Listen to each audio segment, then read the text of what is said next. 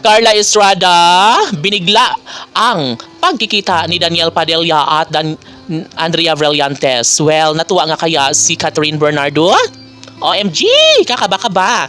Nakakakaba talaga ang eksenang ito dahil mismong si Carla Estrada ay hindi na rin mapalagay at hindi niya kaya na pagmasdan na patuloy na nasasaktan ang puso ni Catherine Bernardo dahil lamang sa pagiging marapok ng anak na si Daniel Padilla at Andrea Brillantes. Hindi nila naisip na talagang suportado pa rin naman ni Ma'am Carla Estrada ang pretty girl na si Catherine dahil deserve lamang umano ito na ipagmalaki at tulungan na ipaglaban ang sakit na nadarama sa kanyang pag-ibig sa gwapong aktor na si Daniel Padilla. Yes, binigla at binuki nga ni Ma'am Carla Estrada ang muling pagkikita ni Daniel Padilla at Andrea Brillantes at tila ito ay isang hindi magandang adhikain at tila maghihiwalay rin kung meron mang relasyon si Daniel at Andrea. Of course, hindi natin alam kung ano nga ba ang dapat na gawin ni Ma'am Carla Estrada para magbalik muli ang tamis ng pagmamahalan sa kanyang pag-ibig ni Daniel kay Catherine. Of course, napakahirap na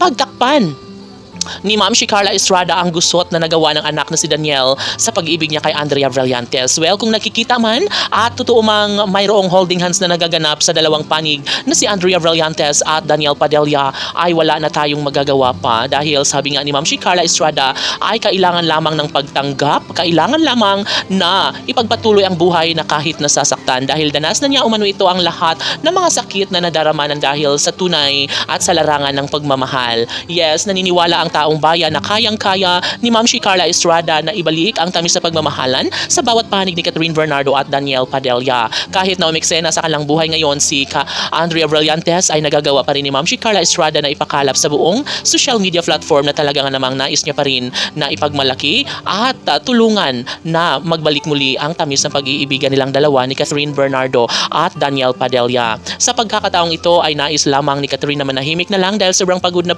ang kanyang puso't isipan at ito lamang ang kanyang laging sinasabi na pagsubok lamang iyan at normal na umano ito bilang isang babaeng tunay na nagmamahal sa gwapong aktor na si Daniel Padilla.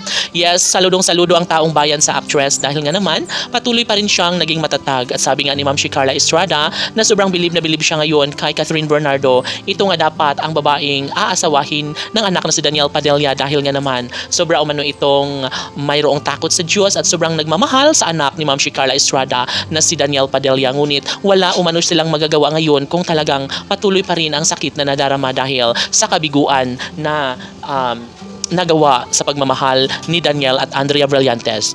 Kaya gano'n na lang kaapektado si Catherine. Laban!